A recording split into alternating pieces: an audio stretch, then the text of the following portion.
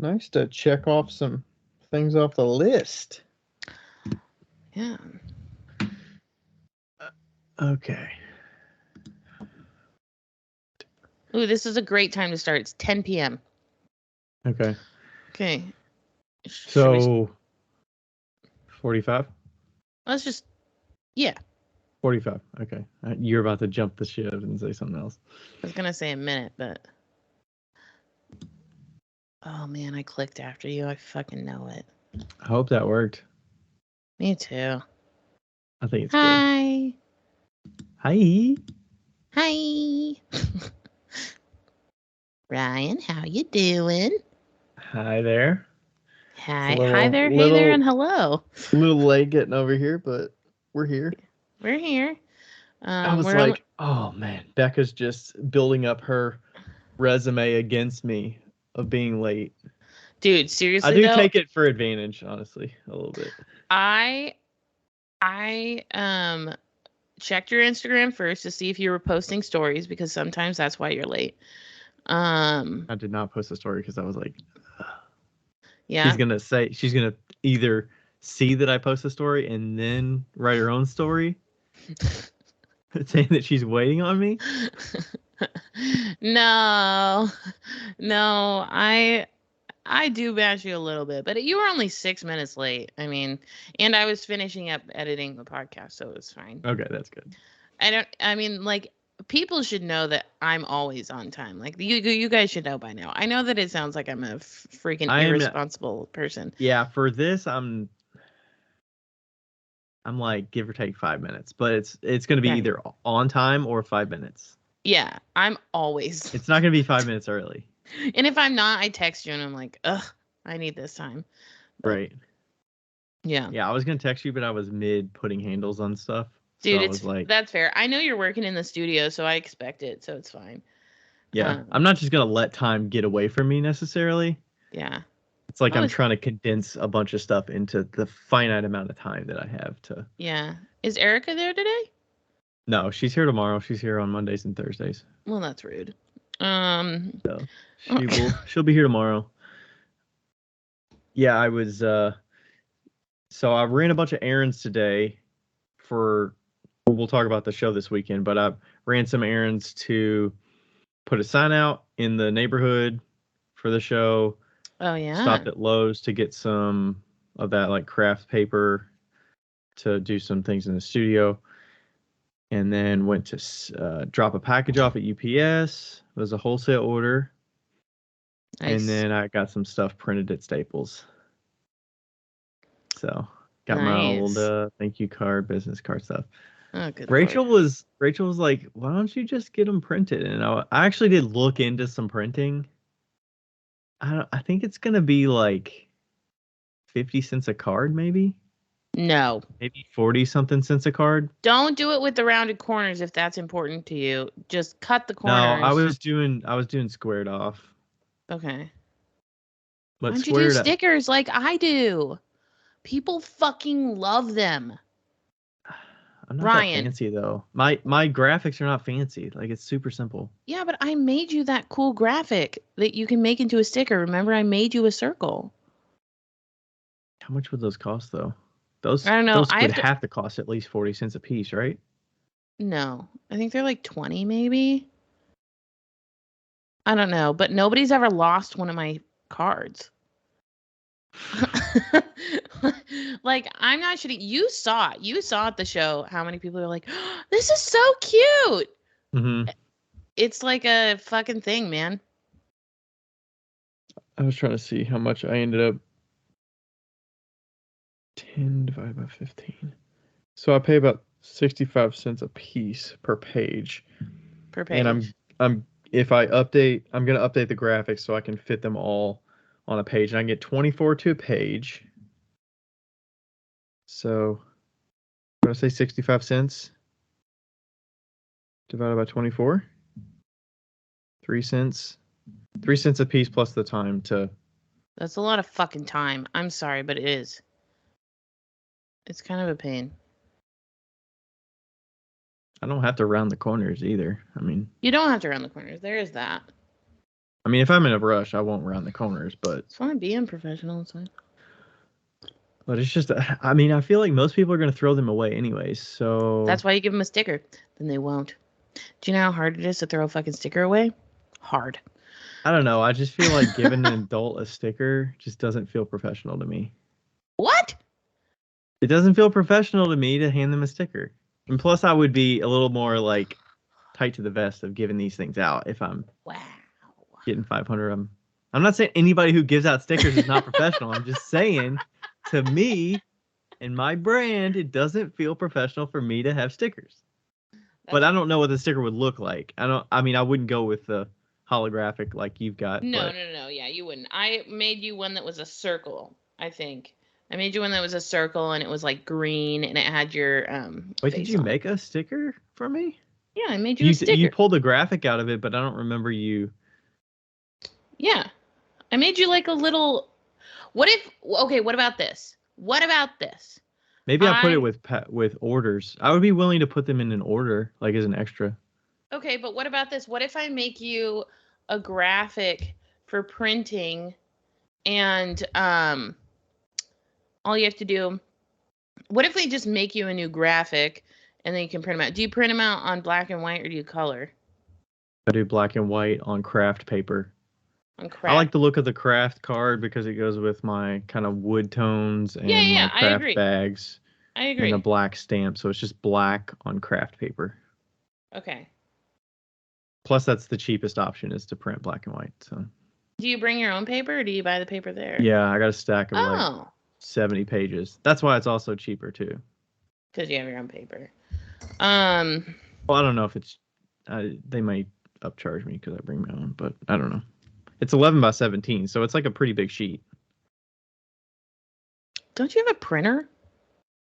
I can't fit 11 by 17 through my toner through my laser printer. Why don't you just do it on 8.5 by 11? Because the 8.5 by 11, if you get it, is not... It's a thicker cardstock, and it won't feed through the printer as nicely as the 11 by 17. I could probably find some paper that's 8.5 by 11, and I'd have to find a thinner weight. I have a question for the crowd. How does it feel to be in Ryan's brain right now? I'm like, I don't think about these things at all. Because you're just like, I got the graphic, I send it over, I get it printed, they send it to me, I'm done. Yeah, that's true. You spend the money and you're like, okay, wow, next time I order them, I got to spend that money again. Money well spent. Versus I go to Staples. I mean, I printed 15 sheets of it this time, so I'll get... Yeah. Right now, I only get 15 per sheet, but, you know. Okay.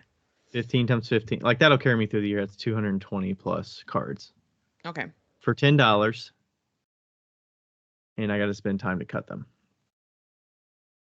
You would not have spent $10 for 220. I've spent very little on cards because Vistaprint has cheap. They have like coupons all the time. Like you only buy them when it's 50% off.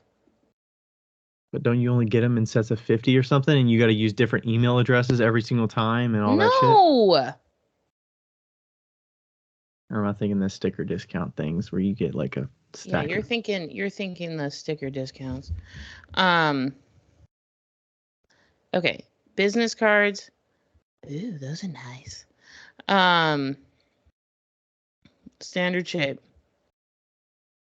Don't you have to pay extra for custom designs too? You can't just... I would have to contour to the design they have. No, you can make your own design. You can just drop a design in and it's cheaper or similarly priced. And I want it on craft paper. Okay, let's look it up. I don't think it's going to be that cheap. It'll be... Maybe you'll get it to 40 cents. 40 cents a card? Yeah. Doubt it. Okay, this is great. I should just upload a design. Okay, standard. Do you want standard or square? Square. Okay. Don't need the rounded corners. Square. Horizontal, blah, blah, blah. New text field. The craft paper part was. I didn't do much research when I was looking. I just looked at Woo, Vistaprint, and this one called Zazzle was the other one that I. And we only care about the front, right? Yep, black and white front. Okay. Preferably matte. Paper thickness, standard. Not glossy. Paper stock, matte. Corners, standard. Unless it's cheaper with a card that's thinner. If you got 5,000, they would be 4 cents a card on regular paper. Regular paper? Like regular paper. Printer paper? No, like fucking business card paper. Okay, well that's not regular paper, that's cardstock. Oh my God. Look at her butt. 4 cents? 4 cents. Here, wait, let's see. What size square is this? Is it recycled matte? Is that the... Does it look like craft paper? I don't know. Like is it brown? Like a bag? I fucking know what you're talking about. I just don't know if recycled matte is... I mean, recycled's good. Craft. Okay. Here we go. Craft paper, standard. Which I don't know why craft paper always has the K in there instead of a C. I don't really Yeah, that is understand dumb, isn't it? Why is that? Square. Edit my design. This is great audio for the folks out there. I know. You're just gonna have to deal with it. Continue with it. I mean, I didn't ask Becca to go through this, but I feel like she's not gonna have a better opportunity to get me to spend on these than right now. You're correct. You're 100% correct. She's gonna completely forget about this conversation after we're done. So if you purchased 2,500 cards, it would be 8 cents a unit. If you purchased 500 cards, it would be 10 cents a unit. If you purchased 100, it would be 35 cents a unit. Really? Yes, I'm telling you, you're wasting your time and money. 8 cents, 10 cents. Okay, that's more reasonable. Can you send it over to me? That's just Vistaprint. That's Vistaprint? Yeah. Well, I don't know. Screenshot the settings you have or something. Okay. Does the URL have a bunch of extra stuff on the end of it? I'll tell you what. I will. Yeah, but I didn't do anything. It just has a black square in it because I didn't want to go through all the typing. Okay, but you've set the color, the shape, all that stuff, right? Yeah, but I'll do it for you later. I'll make you a fucking card and send it over to you later. Promise. Well, I got to update the information on it. Okay. But 8 cents, you're okay with 8 cents? I would be okay with 8 cents. That would totally be worth it. Oh, Ryan. I didn't realize that was doable. I assumed they would be like outrageous. 30, 40 cents. No. That's why people get billions of cards. Because I'm like, all right, you make it square, they're going to charge you. Rounded corners, obviously, they'll charge you. You could probably do rounded corners for almost 10 cents for like 2,000. Oh, I'd be willing to do that. But I don't want all 4 corners rounded, though. I don't think you have that option. So. Okay, well, then I'll have to do it myself. Okay. I just like that it makes it a little more unique that it's not all 4 corners. Anyway, let's move on. How was your week? What did I even fucking do this week? We went out of town to Augusta, Missouri.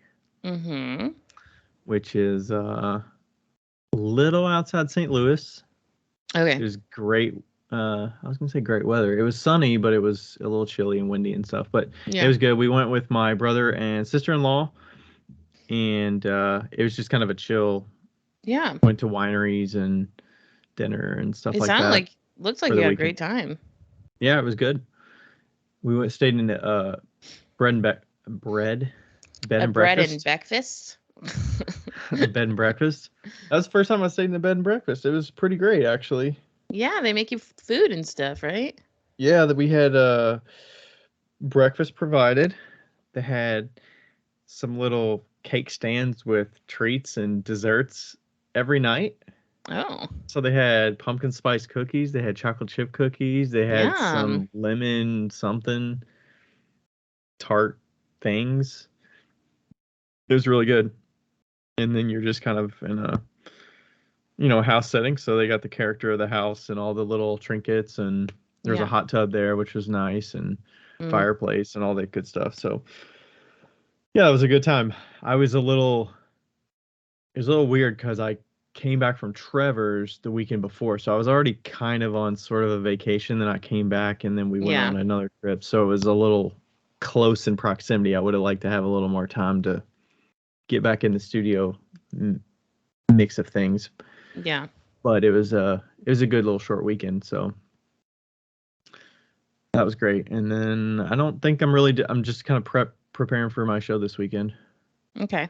So that's kind of the focus of what show do you have this weekend? What's going on? So I'm doing the home studio sale at our house for Saturday, Sunday, which I didn't do last year because we moved last year around October, September timeframe, and it wasn't ready to go for a holiday sale in November, December timeframe. So this is the first time doing it.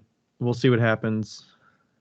And we'll talk about that later today on the You should give out free alcohol so then people will buy more.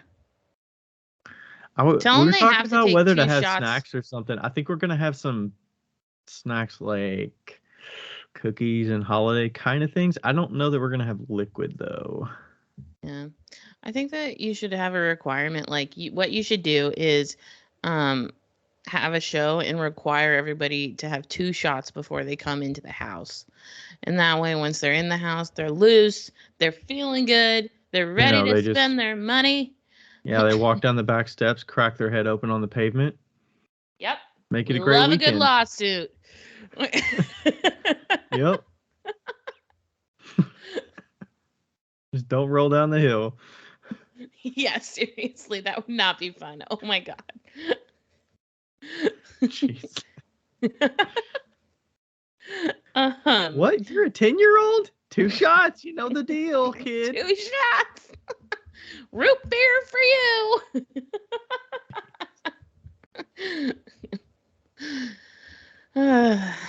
All right, what's going on with you? What's new? I'm like way ahead. I'm like really really ahead right now, which is kind of strange. Ahead of what? Everything. Like I don't have any, like, I'm not behind on work. You know how like where you like to be, where you're like have pieces that you don't even need. I'm kind of in that space right now, and well, you're gonna need them though. I know, but I've been trying to like make myself do them, ahead of time, and yeah, I ran out of clay, but I found out that that Brickyard has clay. Has Kentucky Mudworks. You have Dark Star? Yeah. Oh, really? Yeah. So I'm gonna go buy. I don't think Queen City has Dark Star. They supply other Mudworks clay, but I don't know if they have Dark Star. Yeah. But... So sorry, Link. I'm gonna go to freaking Brickyard because then I don't have to ship it. I didn't even know that was an option, so that's great. So that's good. And oh, I told you that I got a mini kiln, right? Yes. We talked about it on here, right? Yeah, I believe so. You got it right after you got back from the coffee show. Update on it. I've been doing like almost a firing every time I go into the studio because it's done in like no time. I did, however, one caveat that I wasn't super excited about. I can fit 4 fancy mugs in there, which is great. Hooray. And I fired them last night, but they didn't get up to temp. They were almost vitrified, but not quite. I think they must have gotten to like cone 4.5. Is that because the kiln's a little more dense with 4 pieces in there? It must be, and it's so tiny and it loses heat. So I think I'm gonna have to do like a long hold. So the next time I'm gonna put a cone in there. I've done this long enough that I can look at a glaze and be like, that's not vitrified. So just because I know how the glazes work, but Yeah, so, but it's been fucking great for jewelry and for all the other things, like just doing fast firings, like turning them around. And you'll be proud to hear that I've been doing them on fast. Really? Yeah. Well, I figured the reason I don't do them on fast is because it wears down the elements faster. And in that kiln, the element is probably like $40. So, like, who cares? Well, I mean, that's the same price as other elements, right? It's about Yeah, but there's $40 only an element. one. Yeah. You're saying to replace the whole element. The whole element is like less than $40 probably. So, so I'm like, I could do that. That could factor into how it gets the temperature in too, right? If you're holding and all that stuff. Yeah. Yeah. Anyway, I had a funny dream. So I'm doing a show this weekend in not Bellingham, Bloomington. Bloomington, yeah. Bloomington. And the show is at this big convention center, okay? And Deanna, what? Convention center show? No, it's the holiday. It's like a craft one. It's like an actual fine arts show. Expo Center crafts convention center shows. I'm like, no. You get like an 8x8 section. It's yeah. Rebecca did it a couple years ago and made like $4,000 in 2 days. So so anyway, Deanna's doing it too. She got called in last minute. She was on the wait list.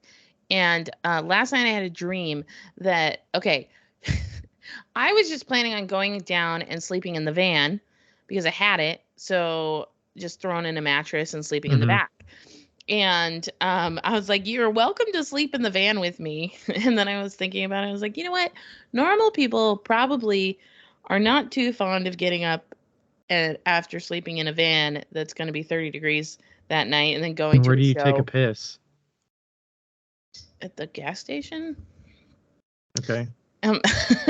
Well, you would take it in a bottle, but anyway, but normal people might be like, hey, we know each other. We can get a cheap hotel with 2 double beds for half the price. Fuck up. I'm talking. Okay, go ahead. Dream time. So I was like, you can sleep in the van, and because I was just gonna go down alone, right? And now she's coming with, so we're gonna take my van down. And she was like, hey, I'm gonna get a cheap hotel, and I was like, cool, I'll split it with you. But this is still the dream, right? Or no? No, this is real life. Okay, now we're getting to the dream. So the dream. So we drive down to Bloomington in this dream, and she pulls up and she's like, guess what? This I think this is the hotel that we got. Or like she like didn't order a hotel, or not order a hotel, but like book a hotel. So we just like pulled up to one and she's like, let's see if they have any spots. And I was like, I will split the hotel with you if there is a pool. And there was like all of these college kids around, like jumping around like a sorority party or whatever. And then so we do that, and then we go to the convention center or wherever it's at. And and all of our stuff is like in this separate room, like they had stored it, in this separate room, and we had to pick it all up and then go to the elevators and find our spot. Well, when I was picking all up, my parents showed up, and my mom was like trying to help me grab all my stuff, but she was like grabbing everybody else's stuff and like putting it on my cart. And I was like, Mom, stop helping. And she was like grabbing all these other people's shelves and stuff. And I was like, could you stop helping? And they were like just getting in the way, but they were like trying to help. And I was like, it's fine. It's fine. So then we get all of our stuff, and then we go to this elevator, and the elevator won't let you on until you log in and like click your name and tell them who you are, so that they can tell you worst. So that they can tell you where the booth is. And so so I'm like on the computer thing, and it was like hard to click it, and I'm like trying to find my name, and I accidentally clicked the name under me, and then I had to go through the whole process again. It took me like 35 minutes just to click my name on the fucking elevator, and then when I did, I couldn't remember what spot I was in. Oh my gosh. Oh, I remember more. I didn't remember more earlier. So Also, in order to be in this show, you had to participate in a in like, I don't know, like a little info session at the beginning, and we showed up at the info session and it was like not informative at all. And so I was just there, but they gave us a full breakfast, like pancakes, eggs, bacon, sausage, hash browns, like the works. And I was like, dude, Deanna, there's like food here. And I'm like eating the food. And then I got in a fight with somebody because like, this is useless. And I like screamed it. And then we got kicked out of the meeting. Um, so yeah, that was Wow.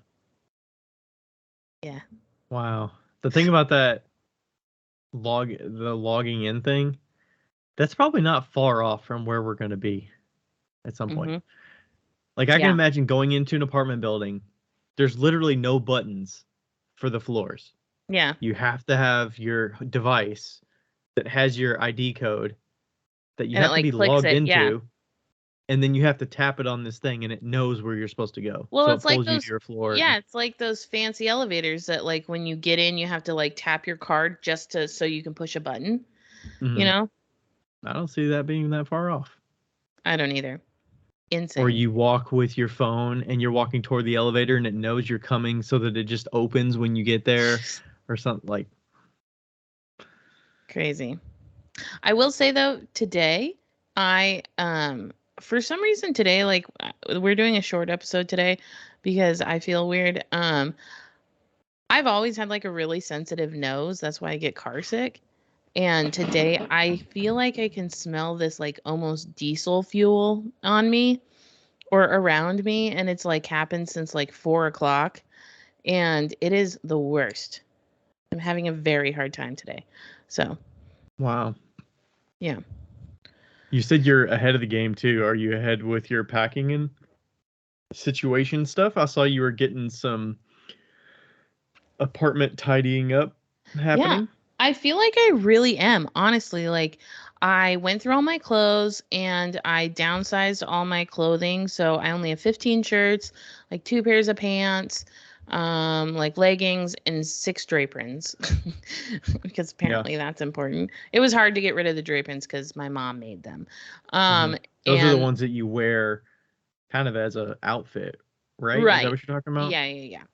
And like I wore it today. And they do get dirty because they get clay all over them. And um and like sweatshirts. So I'm like good on clothes. I went through all of my papers, all my paperwork and got rid of like 2013, 2014 business stuff and like really minimized everything and I got like a fire safe little briefcase kind of thing to Hmm. put like my social security card in, my birth certificate, all those things, like the really important stuff. Typically I keep those in Teresa and Brandon's safe, but they're in Tennessee. So Yeah. Your so social security card is in there. Well, it used to be in their no, safe. my social has always been with me, but they had my birth certificate and my car title and Oh, okay. like stuff that I don't need on a regular basis.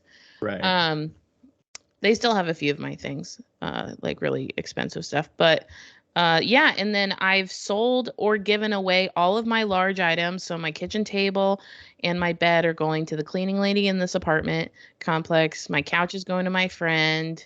My Did you figure yeah. out what you're doing with all your ceramics and things like that? The ceramics I've been kind of like, I know I said I was going to do like a secret giveaway, but I've been kind of like giving them away to people that come to my apartment, Hmm. like whenever they come, just like handing them off. Um, Okay. Yeah, it it seems a saves little you bit from having to more, pack and ship and. yeah. And like I was going through them and I don't really have like a really impressive collection. I think they're great because I've collected them, but Mhm. I feel like most of my impressive stuff is actually within bowls and plates and stuff. And I don't know if people really want that stuff, but I might keep some of them. The more I think about it, the more they might just end up in a box for later, you Yeah. know? So, I mean, it's not like they're gonna go bad or anything. So as long as yeah. you have a place to store them, Yeah. or Yeah. somebody that wants some pottery, Well, yeah, they can use it, I'll put it in my parents' basement. It'll be fine. There you go. So, yeah, I feel very ahead of the game almost. Nice. Yeah, we'll see how your show goes this weekend, and then we've got a show together next weekend. Yes. And the weekend after. Yes. And the holidays are happening, so hopefully you got. So do you? So right now you're like, I'm ahead of the game on pots and fancy cups and stuff, and earrings hopefully. But do you kind of feel the tightness after the show's over, and then you're kind of back to, okay, here's what I have to use for the next show, or I think so. This is what I have for the next 4 shows, Yeah, I'm gonna try and throw 30 more wine glasses, or maybe 60 tomorrow, and then I think if I do that, I'll feel really prepared as far as the wine glasses go. And then if I just keep up 30 a week, I think I should be good for the rest of the year. So, yeah. Nice. The earrings are so easy to make. It's almost easier to make them on demand to see like what I need, Yeah. And then are you going to do a sale online to get rid of the last stock that you have before the lease is up? Probably. I might do or store it in the studio or something like that. Yeah, I might do a mystery box sale for all of the extra pots that I have. So yeah, I'd like to do some kind of online. I think I'm just gonna mix and match, just post a bunch of random stuff. Because I'd love to get a few soup bowls, a few oil bottles, a few carved things. Because I just haven't really prioritized that at all. But yeah, shows have been pretty good for me. So yeah, that's been the priority. Yeah, for sure. I feel like we're just really good right now as far as life is concerned. As far as like financial and where I am, like I'm ahead of the game. I don't feel stressed. I normally feel stressed when Christmas comes around, and I'm like set. I mean, it seems like the last few shows have been good financially to carry you through. Yeah. Easily the month that you made the money, but yeah, like last month I made $5,000, which is way more than my goal. So. Right. So that'll carry you through, and then hopefully the last shows of the year should carry you through January, February kind of thing too. Yeah, we'll see about January, February. Taking that just a day at a time. That's why I've been throwing little like show opportunities your way just in case you feel ambitious. I'm like, she's probably gonna say no, and it's probably way too much. I would probably have to question it, but I'd probably end up saying yes to some. Yeah. Because I just overexert myself anyways. But no, but you're right. Like trying to get as much as I can. Yeah, because I know you're in this mode of making. So while you're making, if you get that little urge, then I was like, if I catch her at the right time, she will say yes and she'll want to do it. Yeah. Well, I was thinking about that one that you sent me. You should email her and ask her if I could do it. I would do it. The one before West Side. So you do it on Friday night, and then because I could just come to Saturday. Your house afterwards. Yeah. Right. Yeah. Yeah. I could probably help you tear down maybe, because I'll be downtown until I'll be downtown until 9, but you'll probably be tore down by then. But yeah, I'm sure it'll be fine. But yeah. Okay. Yeah, I'll write her back and just say, hey, Becca's interested. You should let her know. Yeah, that'd be good. Okay. All right. So do we want to get to first listener question? Ready. Okay. So this one came from Jesse Buckingham.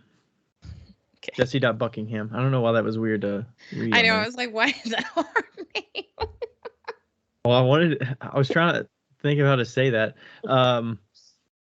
You ever start reading something and you're like, you feel like you forget? You ever start reading a number and you're like, I feel like I'm going to forget what these numbers mean? Yes. Like what the name of that number is. Yes. So that's why I was kind of blanking a little bit. Okay, so the question is, just curious if you have an episode talking about how you named each of your businesses. Yeah. We didn't have a full episode. I don't know that you and I could stretch that to a full episode. No, I think we can stretch it to about 10 minutes. Maybe. Okay, do you want to start since I asked it? Yeah, sure. Yours is a lot shorter than mine anyway. So mine is obviously 5 lines pottery, and everybody, I will say that everybody thinks it's because of the ridges on the sides of the cups. They always think they're like, oh, there's 5 in every cup. I'm like, that's first of all, that's impossible. Second of all, like, no. Impossible because you're not that consistent. Probably, yeah. And like, I don't want to To be be that that intentional consistent. about a pot. Like, what if something's tall? Anyway, um, um, so what it came from was this. Very specifically, I remember in college there was somebody that had a fun little dot sequence as their signature because we had to sign all of our pots in college. Um, and he had like this cool dot signature, and I was like, oh, that's really cool. I didn't even think about not using my like name. And it was also at that point in my life where my signature was total shit. You know? Like Just your handwriting and stuff. hadn't like figured it out. I hadn't like figured out the cool signature that I have now. Right. And also signing on the bottom of pots was really hard for me. So I had trimmed this like lovely, lovely pot, and it was beautiful, and I didn't want to mess the foot up. And so instead of putting my name on it, I put 5 lines down. Becca. Becca. So that's where 5 lines pottery came from. Did you start the 5 lines with the tool that has 5 lines in it, or do you just scratched 5 lines into I think it? originally I did it with just I didn't even scratch it. I just like laid it down on the side with a needle tool. But it did become very convenient that the tool does have 5 lines. That one, the little scratchy tool. Mm-hmm.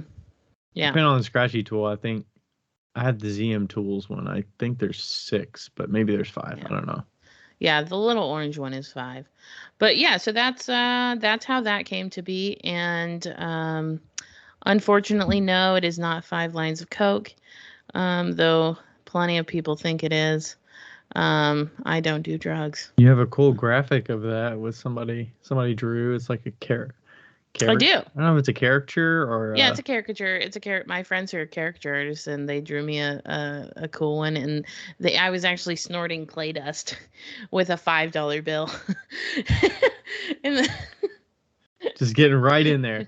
Getting right in there. Forget about the years of silica injected. Just right to the snort it right in the nose.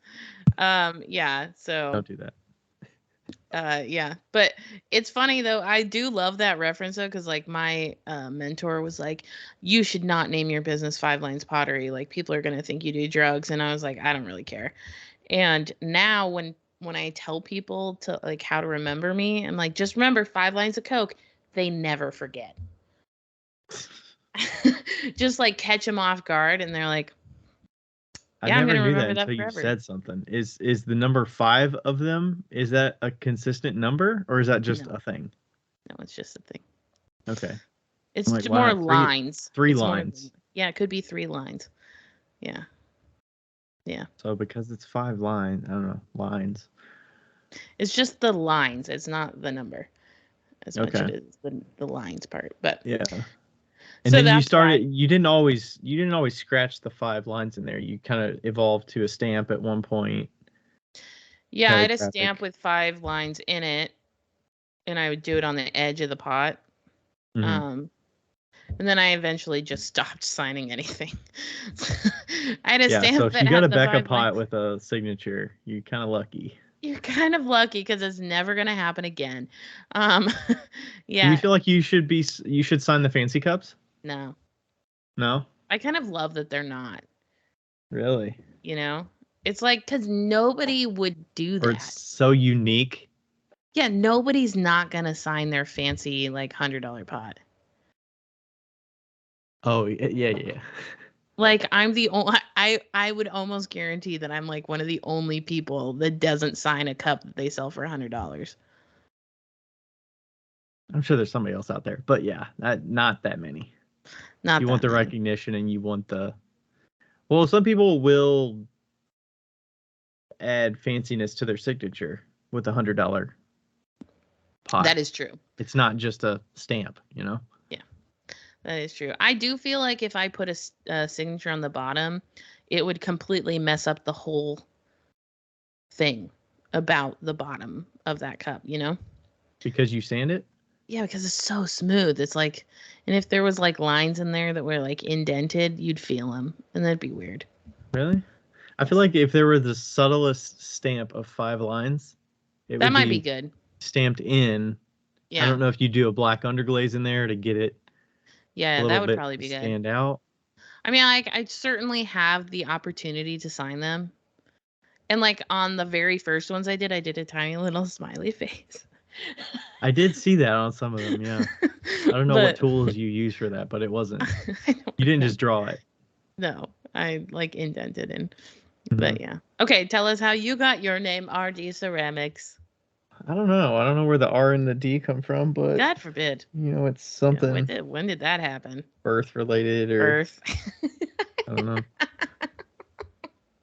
Some people can't read it though. Yeah, just RD Ceramics. I didn't really put too much thought about the whole. Do I use the word ceramics? Do I use the word pottery? Oh, like crafts. Just ceramics sounded the best, I guess. Mm-hmm. And where did the backwards D come from? Oh, no, backwards R, right? It's a backwards R.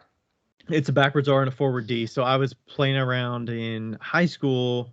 Our instructor asked us to sign our work and come up with something unique. So I was playing around with different ways to write my initials. Mm-hmm. And then I think he suggested it to just simplify it. And combine that shared line. The straight line of the D. Mm-hmm. And then just use that straight line and just do the R off the back of it. Yeah, I love that. I think in reverse. So it's like good design. So simple. And then my graphic that I use for my card and the board that I have and everything is just I actually like wrote it out on paper in Sharpie and photocopied it or whatever and made it into Photoshop or whatnot. So it's pretty crisp. We should talk about go on. I think it's pretty obvious that it's an R and a D, but and then sometimes when I say it out loud, people think I'm saying like RT or RD. RD, yeah. They don't really get the R and the D, but yeah. And then they'll ask me like what my name is because I don't really say that, but yeah. Let's talk about how we came up with Wheel Talk. We never talked. I don't know if we've ever talked about that, have we?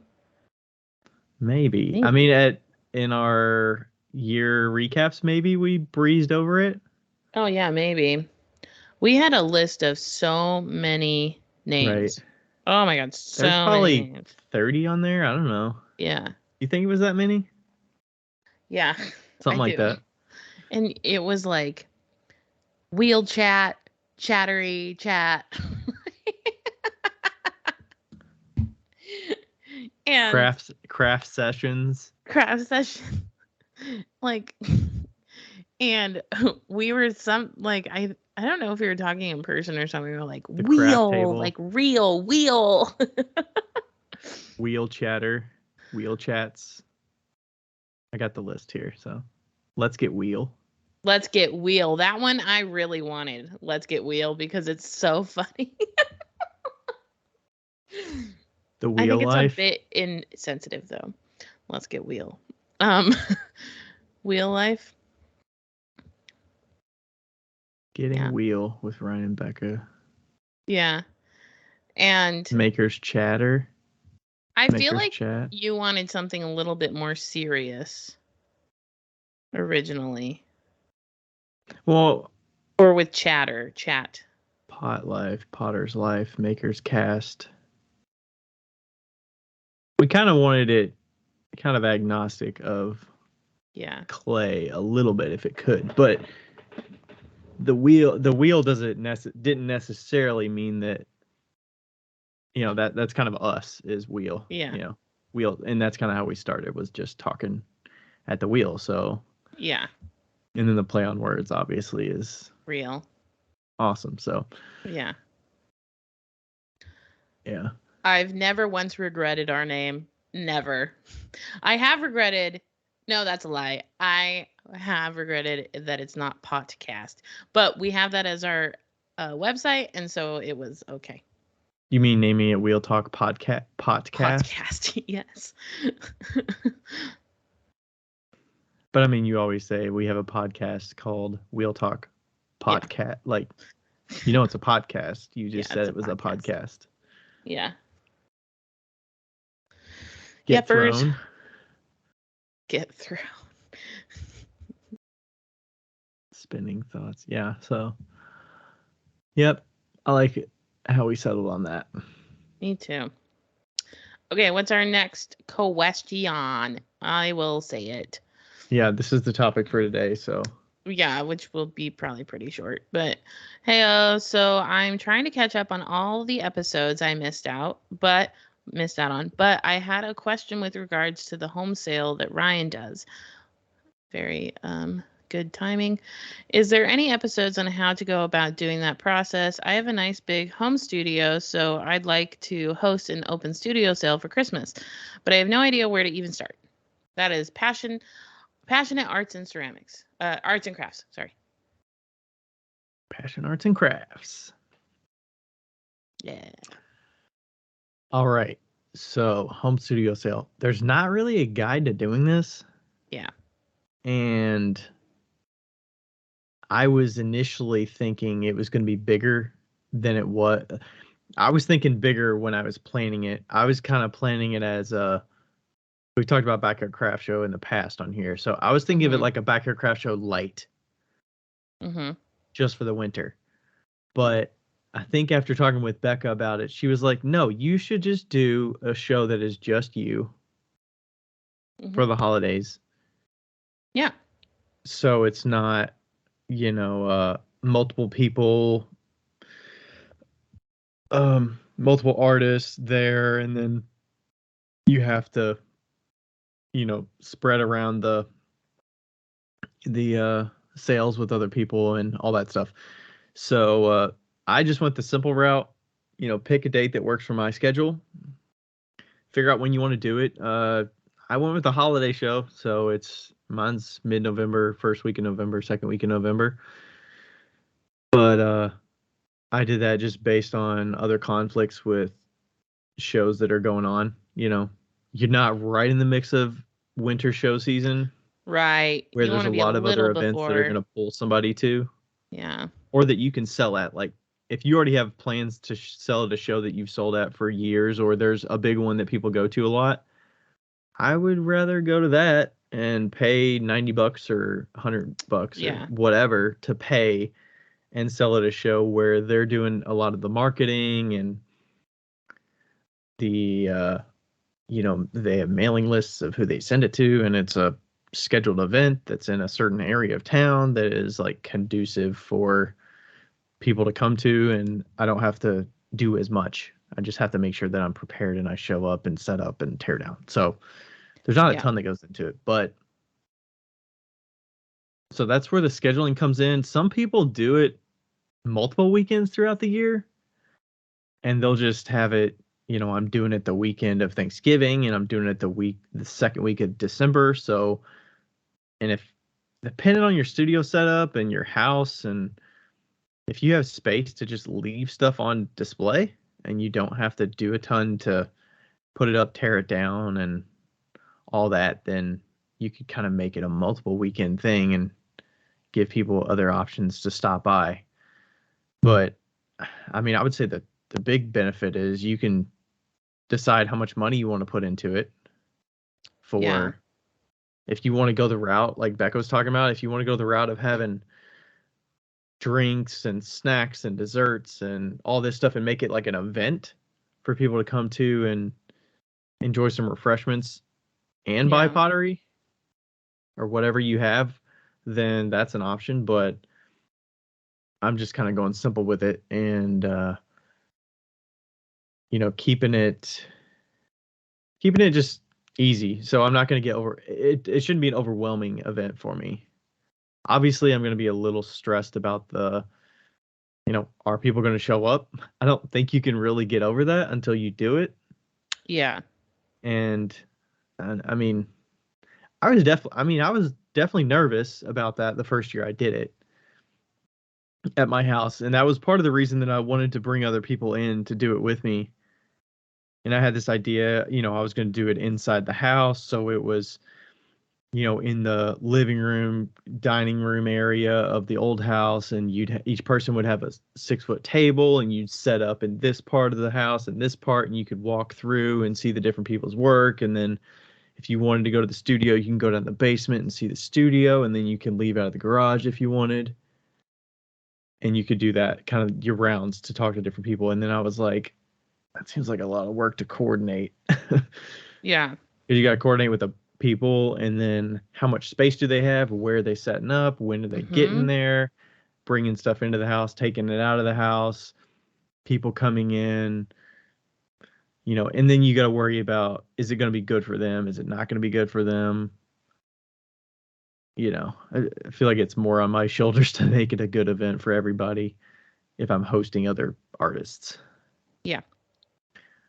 So, I think that's scheduling and planning that. Do you have any thoughts right now? I feel like I can keep going, but I just want to.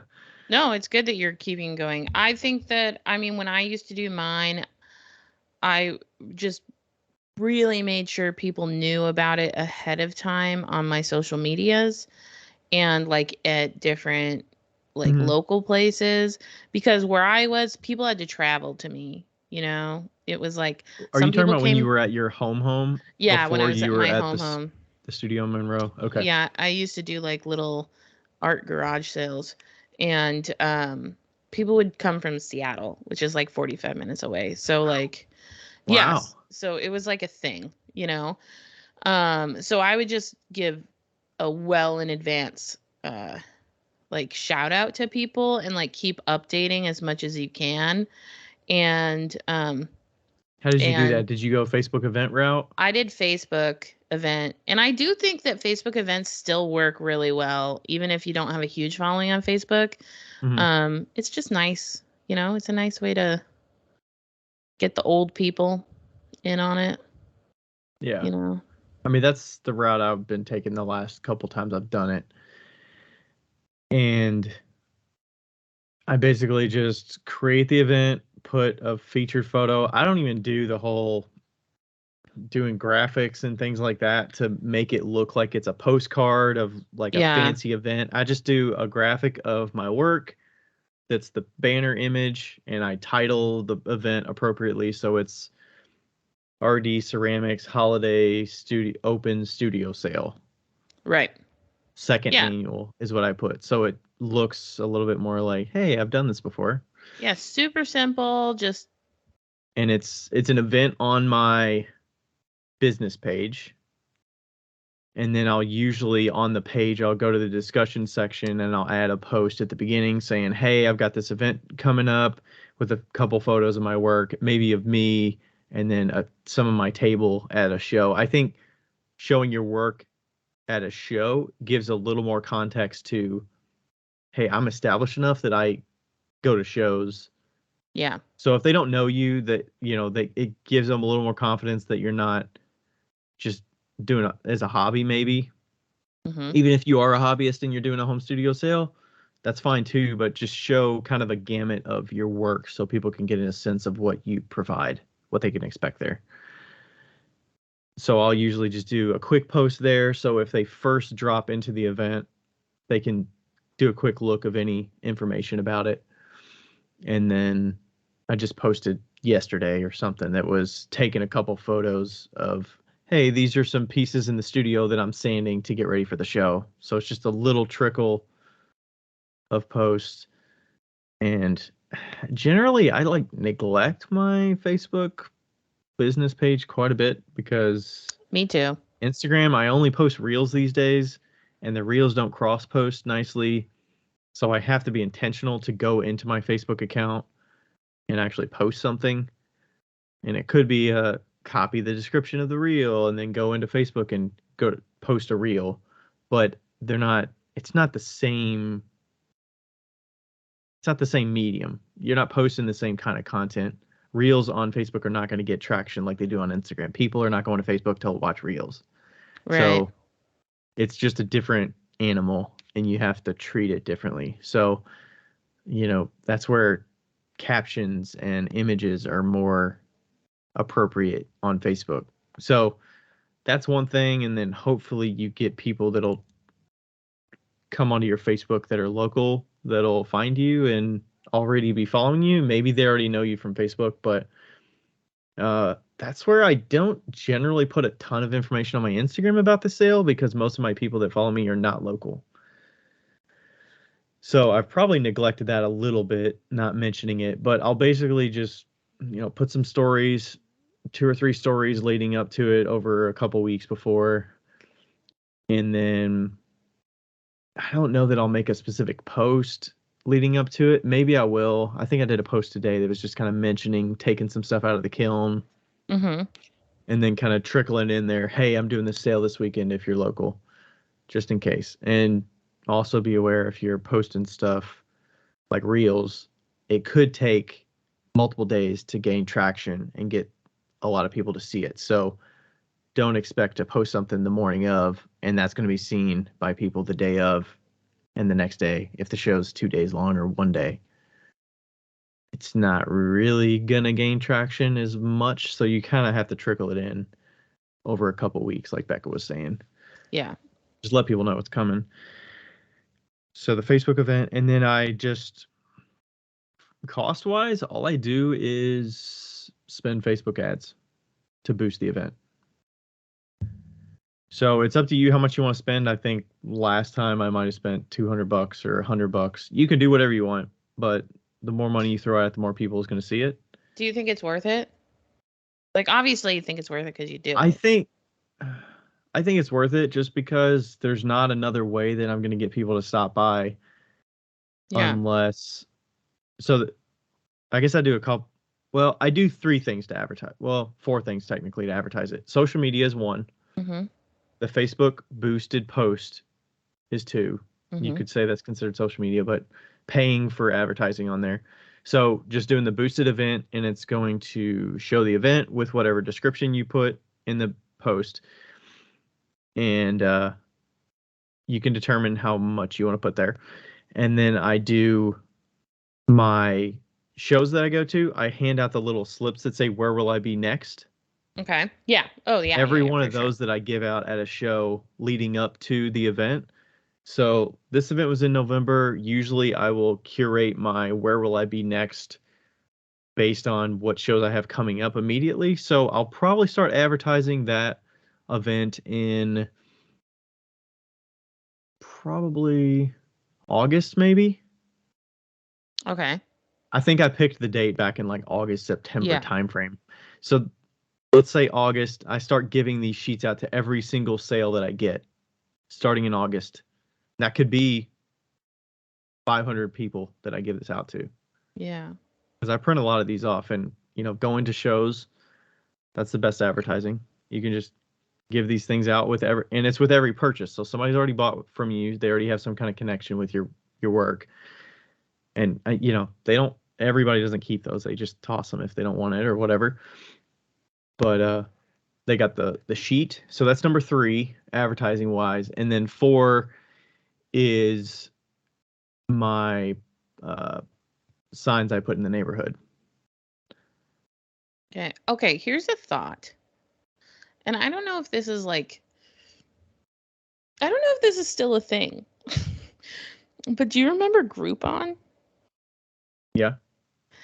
I feel like maybe you could use Groupon for something like this. Like put in a little coupon, like $10 off or whatever. And It's very location specific, right? yeah, that's what I was thinking, right? So like you could, I'm wondering if that would work. Like I'm just looking up the site right now and it seems like it wouldn't be hard. Like there's 0 upfront cost is what it says. And I wonder, I've never thought about Groupon from a business perspective. I mean, I've never used it, so I don't know, but I was just thinking about it. Like, because I used to do classes and stuff, and people were like, you should do it on Groupon. So you never did it before? No. Did you have other small businesses in Monroe that had done those? I think some did, but I can't remember for sure. I don't even know if people still use it, you know? I've used it every now and then. I used it back in the day more just to get like cheaper things that were, I've got TVs off there before, Yeah. like refurbished TVs, and I've got oil changes off there that are local because you can usually get like an oil change and tire rotation for a Oh. reasonable price.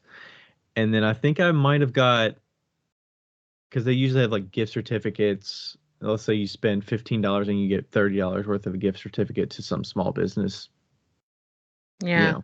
dinner. So I've got those before, or cheap things like pants or something, or, socks or whatever, that it's like a batch and it's a decent price, but, kind of cheap apparel stuff. Listen to this. Literally on the Groupon site, it says, "Yeah, we still exist. Thanks for asking. Let's get it all out on the table. Here are some things you might have heard about Groupon over the years." Wow. Groupon might be good for some businesses, but not mine. Groupon is terrible for small businesses. Groupon customers are cheap. They visit once and don't come back. Running on Groupon will make my business seem cheap. Wow. So So, sound familiar? We get it. Groupon had some problems in the past, but we've changed. We listened to our merchant partners, improved what was working, and ditched what wasn't. And now Groupon is more merchant friendly than ever. Interesting. Okay. So let's say you did a Groupon. What would Okay. you do? I think that you would have to do like, I don't know, you could like offer something for free, or like a small, like a shot glass or something with a purchase. Um, Free shot right? glass with purchase, or I mean, free ornament with purchase, or no, don't do a something fucking small? ornament. A shot glass. Don't A be shot cheap. glass? Or like, or do like 20% off or 10% off or something like that, to make them like want to come. But like, keep in mind that they wouldn't come other than that. You wouldn't advertise the Groupon. But how isn't the Groupon, you buy it and then you bring it to claim it? I don't know. That's how Groupons work for me. So let's say I bought an oil change at a discount. I bought a $40 Groupon Okay, for a so then $60 value. So you pay Groupon, they get the money, and then they give you the money. Whether they come and okay, claim it or not, they give you the money. so you And would Groupon takes their do percentage. here's a gift card for $60 for $40 or whatever like that. Oh yeah, that'd probably be more appropriate. Yeah, or like here's one for 20, that's $20 for 10, or something stupid. I mean, obviously not those numbers, but And then would you make it exclusive to only be usable at that show, or would you say yeah. this is redeemable and it Oh, expires 6 months from now? I guess that might be good, like a redeemable for all winter shows before Christmas, or Yeah, that's not a bad idea. I wonder what the split would be. I wonder what Groupon takes from that. it is curious. I wonder what they do, but I Because mean, I don't. let's say Groupon takes 10%, and Yeah. you give a $60 coupon or a $60 gift card for $40. Obviously, it's a brand new customer, so you're giving, and they don't necessarily have to come redeem it. Obviously, you're out the most money if they come redeem it. But if they don't redeem it, Yeah, but if they do redeem it, the likelihood of them redeeming it with more purchases is high. mm-hmm. Gift cards, I don't know if this has ever been said on this podcast before, We've but talked about it with Isaac before. gift cards are the way of the world, okay? Because nobody fucking redeems gift cards unless you're my customers. So, like, gift cards. Oh God, I've got customers. I still have customers. Like I literally had a customer 2 weeks ago that was like, "Hey, I want to get a mystery box. I have $50 left on this gift card from 1992. No, from 2018." Oh my gosh. And I was like, yeah. And then you go to, how can I even accept this gift card on my website? You have to create a coupon code, or do you just ship them something? No, I just shipped it to them. It was like they wanted a $50 mystery box. It couldn't have been any better. They wanted a $50 mystery box. They had $50. I was like, great. You have to pay $10 for shipping. Did they take a photo of it or something like that so you knew that they were okay? She sent me a photo, but I recognized her name too. It's not like it's okay. It's a small world. It's a small world we live in. Yeah, because I mean, technically, you close your business. You don't have to. I don't, but I'm a nice human, so here we are. I don't know the right word for that. I was gonna say admire the gift card, but Adriana is getting $180 or $160. Remember? Wow. Right, you did your sale where it was a super sale or something of gift cards. That was the best gift card sale ever for anybody. What was whatever you buy, you get double. So if you paid whatever $80, you buy, you get double. Yeah, so if you paid $80, you got a $160 gift card to use for your next purchase. And at the time, I had classes that were $160. So, oh wow. Mm-hmm. It was. And you could use you could use that gift card for paint a pot or class or pottery. Yeah. That doesn't seem financially viable. Do you know how many people actually return those gift cards? Like 5. Out of how many? 20. Okay. It was definitely financially okay for me. Okay. Yeah. I mean, in the end, the way you net that out is you made full price for those, and then the people that redeemed them, you ultimately end up, giving them a 15% discount on. Yeah. It's as if you gave everybody a 15% discount on work or something like that. Yeah. Right. And I mean, it was even better if they used them on Paint Your Own Pottery, because that was like nothing. The markup on Paint Your Own Pottery is insane. So yeah. Gift cards are interesting. I mean, it's not tangible, but some people don't want to buy pottery for somebody that they don't know exactly what they're going to like. So a gift card's not the best, not the worst idea. You can offer digital gift cards through Square for free.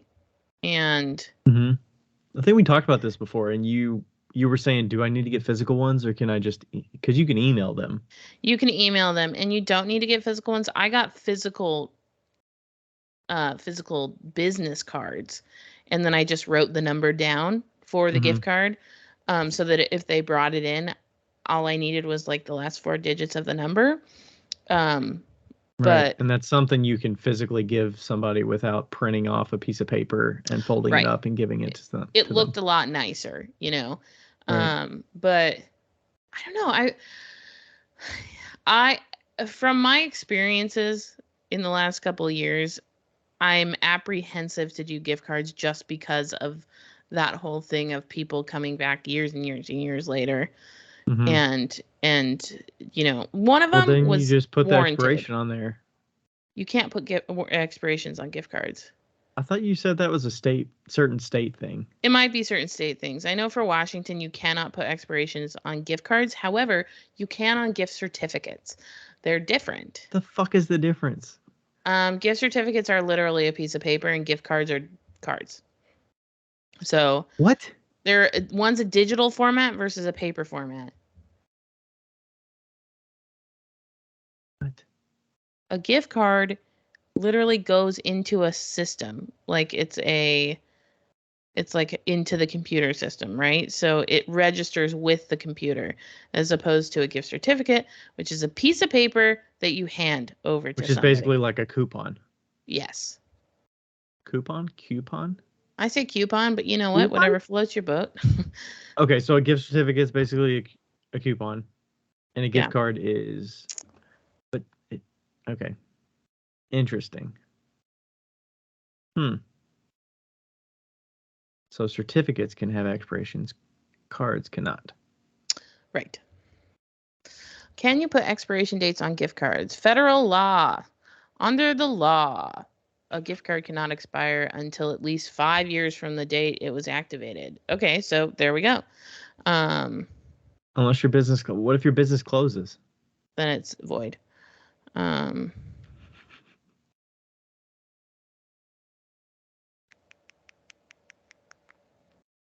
Oh, and if the balance on the card, oh, this is in California. If the balance on the gift card is less than $10, you can redeem it for cash. What? Really? I see a scam happening there. Yeah, somebody just issues a whole bunch of gift cards, hands them out, and they say, "Okay, go get cash." Yeah. Something. I don't know. There's definitely some gaming options there. Did you ever back in the day get a gift card to restaurants or something, and then they would depreciate over time? So you would check a What? balance. Can you take your hand away from your mouth? I wonder if Oh, that's sorry. part of the reason, the volume stuff. Yeah, I would get a gift card for food for Christmas or something for $25, and then you don't use it for a year, and it would slowly depreciate in value, I and it think would that's be worth illegal. 21.82 after. So it would just slowly lose its value. That seems really not okay. I don't know if it's still a thing. I don't think it's a thing anymore, but it used to be like that. So when I was growing up, I did not get gift cards almost ever. My parents did not give me gift cards. That was Mm-hmm. like not a thing. All my friends got gift cards and I was so jealous. And but yeah, no, we didn't do gift cards. Even now. Hmm. Even now, gift cards are not a thing. So no, I did not know that. No. The amount of gift cards that I've had in my life are very few compared to most people, I feel like. Yeah, that was probably like late '90s, early 2000s when I Yeah. remember that happening. I don't know if it was specific businesses or what type of thing, but it was a thing at some point. Yeah. Okay. All right, back to Groupon stuff. So Groupon, interesting option. I'd never thought of that.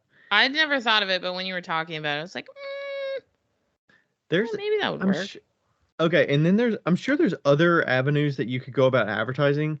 I'm not as tuned in with my like local, like Northern Kentucky Yeah. right by me options. I could always go find out online Yeah. Northern Kentucky, like there's a Northern Kentucky link website that does news in the Northern Kentucky area and in the neighborhoods, and they do advertising on there. I'm sure I could reach out to them and put an ad in to get digital ad, or I'm sure there's magazines that are local to me that I could probably put an ad in there, Yeah. or the NKU at newspaper. I don't know if marketing to students would be interesting, but something like that would be probably an option, but I haven't quite gone to that route yet. I'm Yeah. thinking about maybe digging into some of that or possibly reaching out. Maybe there's a public relations or something part of the city council that I can talk to and just ask if they know some people that I can look into or some places I can look into for advertising. But obviously those fees will go, those expenses will go up. So Yeah. all of that's on you to offset with your sales. So if I were to do that, I would probably do it a little bit piecemeal, and maybe I wouldn't throw $350 at Facebook ads like I am this year. Maybe I would throw 150 and then Yeah. do $100 towards a small ad in a local paper, Yeah. I don't because know if obviously people. local papers would appeal more to like an older audience, and Yeah. they might have the free time at that time of year to come by or stumble upon or go to this show. But we'll see. The neighborhood signs have helped. The first time I did it, I was surprised because I got, obviously people are just driving in the neighborhood and they would pass the sign every single day, twice a day if they're leaving. So, I mean, spanned it over. Usually I put them out there a week before, so spanned over a week. I mean, you're gonna pass it at least 6 or 8 times, maybe. I also have a good idea. Pizza boxes. Uh, Pizza Whenever, boxes. yeah, I don't know if people are as nice as Bridget is, but whenever I had like a sale or anything, I'd always hand over like, like 100 coupons to the local pizza place, and they would put it on their pizza boxes. They would just tape it to the pizza boxes, and you could Is this offer to a tape small them to the business pizza. pizza place? Yeah, not Okay. like not like Domino's or anything like that, but I mean, you could ask Domino's. I don't know what they would do, but like a small town pizza place.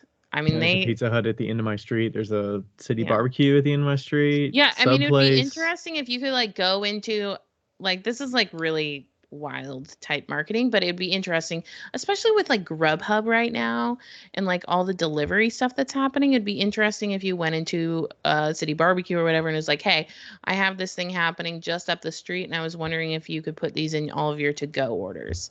You know, That's an option. That's an option. It's worth asking. I mean, it's. I also think putting signs, asking a bank if you can put a sign on the window at the bank or something. The post office, like. I actually asked the post office because it's federal. There's a piece of land that's out right where it meets the main road. And it's right where a street light crosswalk thing is. And I've seen signs out there before, but it's always on the sidewalk. It's like a sandwich board on the sidewalk. Yeah. And I think it's because that's not considered their land. So I asked one of the postal workers inside. It wasn't one of the two guys that I'm used to seeing. The lady that was there, I'd not seen before, so she may not have been able to answer me as well. But I was basically like, hey, I've seen signs out here, and I have this sign. I came in with the sign. And I was like, I was wondering if this is your land or not. And she was basically like, I don't know where the property line is. And even if it was our land, we can't advertise on postal property. So because it's federal. Yeah, which makes sense. So I couldn't put that. That makes sense. Anything on the door or anything like that. So that's fine. I basically put two signs on the street and then one sign up the street tonight, up by like a busy intersection. We'll see. I think Rachel was saying, we need to bold it a little bit more. I didn't do anything fancy with printing anything off. I just used craft paper. Yeah. And then wrote it in like thick black Sharpie. So it, it says RD Ceramics Holiday Studio Sale with the address. Yeah. Saturday and Sunday. And then 10 to 3. Like that. What would be funny is if you just put garage sale on it, you'd probably get a fuck ton more people.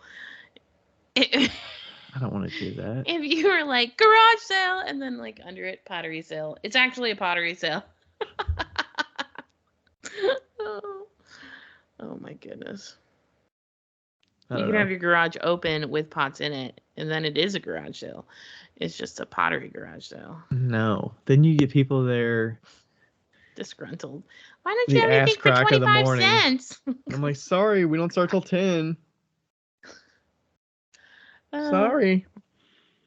I do like the idea of getting the small businesses semi-small businesses up the street.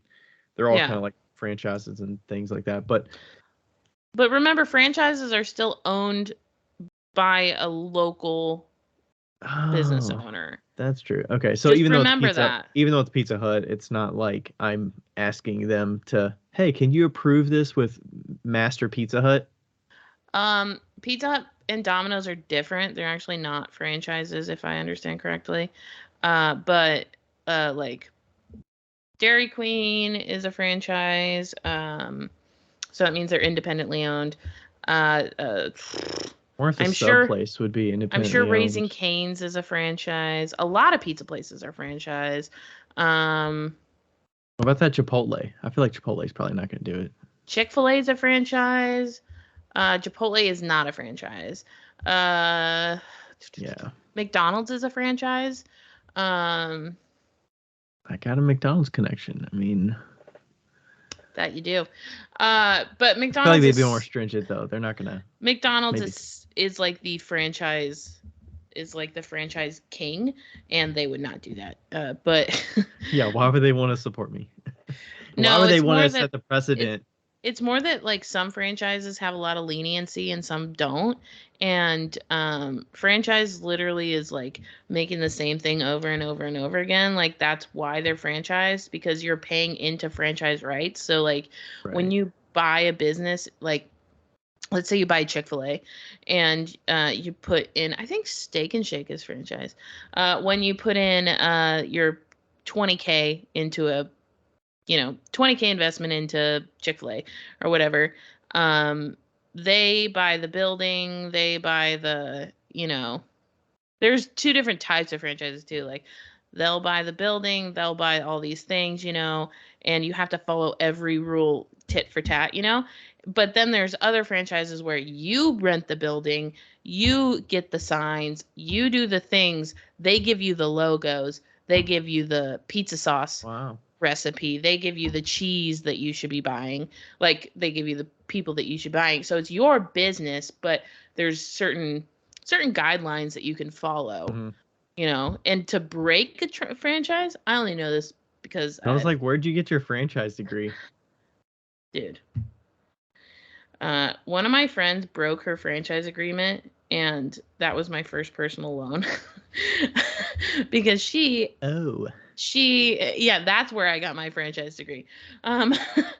She decided that she didn't want to be part of this franchise anymore, so she stopped doing everything. I remember going into her pizza restaurant in the middle of the night, ripping off everything that had franchise stuff on it, and we flipped over the signs. We took everything out that had the franchise name on it, and it was like this whole big fucking ordeal. And wow. Real life university right there. Oh, yeah. And she ended up paying a fair amount of money to the franchise company for breaking it, but she ended up being free of it. So now she's free of it, and she doesn't have to deal with it anymore. She can do whatever she wants. And, she paid 10% of her income to that franchise just to use their name, which wasn't needed in her case. So. Okay. Yeah. Yeah, I don't know. I don't think I'm going to be going that out there with making this a humongous event. I think I like to keep it. Consistency is what I think is going to make it successful.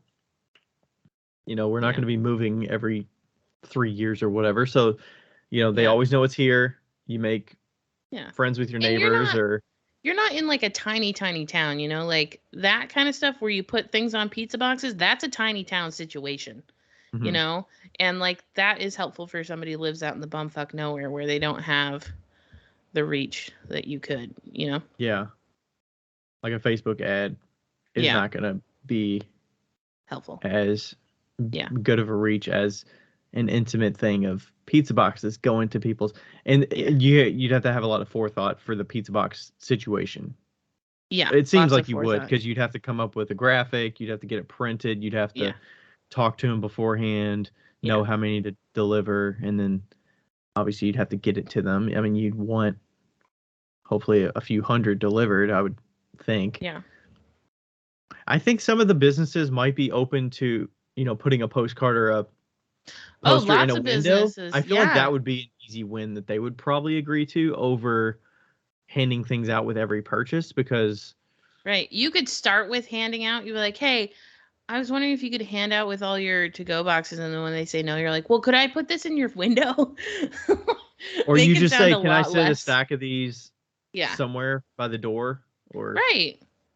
Yeah, like Brickyard, Deanna brought in a show that she was in and put it on, put it in front of the register for people to pick up. And yeah, we do that at the Clay Lines Gallery. We'll have, upcoming shows, or you just have postcards.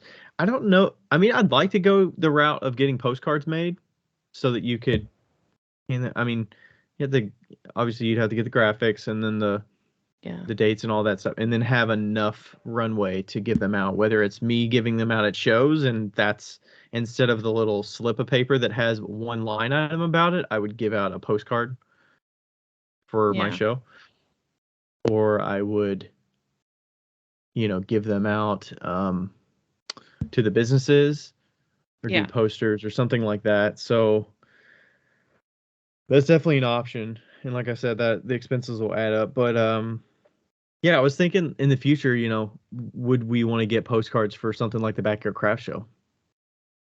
With 10 of us selling or 12 of us selling, if we could get 500 postcards printed and sent out to all the different people. Oh my God, your mom could take them to church, and she could drop them off. Yeah, we could just run through the Kroger parking lot and put them on everybody's cars. Oh, fuck that. I'm kidding. Print those on black and white. We're not putting real postcards. Yeah, I think so. But yeah, something, keep it somewhat simple and yeah. Don't put you could go things in way people's overboard. mailboxes though. You could go way overboard with all this stuff if you really wanted to and make it. And then you'd have to gauge what's worth the time and the investment and what's not. When it's all just me, I mean, maybe I would get Rachel involved more to, hey, can you come up with a graphic? And I know some places to get them printed because we get stuff printed for the Clay Alliance all the time for shows that we do. So I would have that connection. It's just having the forethought, not deciding all that stuff within 2 or 3 weeks beforehand. Yeah. You have to be like, all right, I'm doing this show. Here's the dates. I'm going to figure this out 3 months before or whatever. For sure. But I don't know. I did it 2 years ago, and obviously there's no table fee. It's really just what I spent on advertising. So let's say $300 is what I spent. Maybe I think I spent like $200 on the Facebook ads last time. And how much did you make? I think I made about 1,200. Yeah, that's not bad. It was a 2-day. Yeah. And that was winter 2020. So that was still like, and they had to walk up your fucking driveway. Peak COVID sort of time in the, November, October of 2020. So, but it was great. I got to meet some neighbors, and I feel like there's probably some people that see me walking in the neighborhood, because I walk to and from the post office like every other day. Yeah. So there's got to be people that see me walk in the neighborhood, and then I go walk or jog in the neighborhood after work every other day. Yeah. So there's probably people that see me around. They don't know that's who I am. Next time, make a T-shirt. Oh my God, I can make you a T-shirt and you can put it on the back. RD Ceramics holiday show. RD Ceramics. You can be a walking billboard. Every time a sweatshirt. Every time you go to the post office. Or a bag, the bag that says RD Ceramics on it. Ooh, yeah. Or just carry a sign. Just carry one of those stupid signs that you. I could just wear a sandwich board like like Bruce Willis in Die Hard with Vengeance, except it won't say something horribly racist on it. Yeah. But just a sign that's got a front back RD Ceramics holiday studio sale. What you need it to say is want pot? Tari? No. I will not be doing that. I came here to sell pot. We don't have that, but do you want some pottery? You want some snub bowls? Some bud bowls? Some water bonks?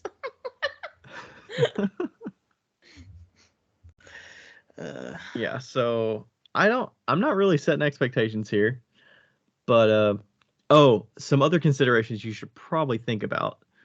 It's obviously going to depend on your house studio situation, whether you decide to do it indoor, outdoor, garage, if you want to do it in the garage or out in the yard. This year I'm going with in the basement right next to the studio, because I think it's supposed to get down to the 20s, 30s maybe. So it's going to be a little chillier. I don't really want to be outside. Yeah. In that. And also I don't want to have to set up a bunch of stuff. Then I would ideally like to set up beforehand. So setting it up indoors is easier.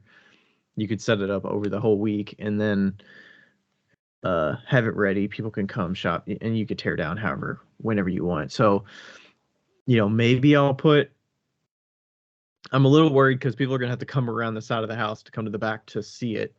But I think I can probably trickle some stuff out there. So maybe I'll put a table down at the end of the walkway. So when they start walking down the side yard, I'll put some signs or whatever that's, if they come to the front door, like come around the back to see it or whatever, with a sign going down the sidewalk and whatnot. So I'll probably put like a table at the end of the walkway. So when they start coming down, they can see the table of pottery, and then they can hook a right in the patio might have a table of pottery on it under the awning. And then they can, work their way inside. And I think I'm going to make a fire down here so it's nice and cozy. And then we'll have some little treats or, cookies or whatever snacks, and then people can browse. Plus, it's right next to the studio, so people can come into the studio and see what the working studio looks like, as well as the kilns and things like that. So yeah. I wonder if you could like stream some videos of you like throwing on the TV. I was just gonna play like holiday music on the TV. I don't really have any You mean like going through Instagram feeds of reels and stuff like that? Yeah. It's a good point. Yeah. I don't know how it would do that. I'm sure there's a service that you could probably just link to. I'm sure there's an This online week you should service just you could video just be like, yourself. You should just video yourself for 3 hours throwing and then just put it on there. no. You'll have the kids mesmerized the whole time. Kids that are going to show up. There'll be That's like what you think. barely any kids that'll show up. That's what you think. The guy up the street with like 5 kids might show up. But we'll find out. Yeah. I think it should be a good time. I'm looking forward to it. Plus, if anything, it's incentivize us to clean the basement a little bit. Yeah, it looks nice down there. A lot bit. So, yeah. And tidy up the studio a little bit, but just kind of kick my butt into gear a little bit to get some work out, get some work fired, and get ready for my shows. I don't expect to put a big dent in the work that I sell. Yeah. If anything, it'll get me to kind of see what I have available for the shows the rest of the year, and then help pack the one thing I'm not looking forward to is having to bring down all of my pots from up in the garage, because I gotta bring them all the way downstairs to display them and all that. But I'll probably bring them around the side of the house. I'm telling you, fix the dumbwaiter. A dumbwaiter? That is not efficient at all. It's not even big enough to hold a box. That's what you think. We could fit a lot of shit in there. I could fit a lot of shit in there. No. By the time that thing would go from the top floor down, you don't know that. You could have walked up and down the stairs twice with more stuff. Or you could just do it slowly over the week. Dumbwaiter it down. That sounds like a dumb idea.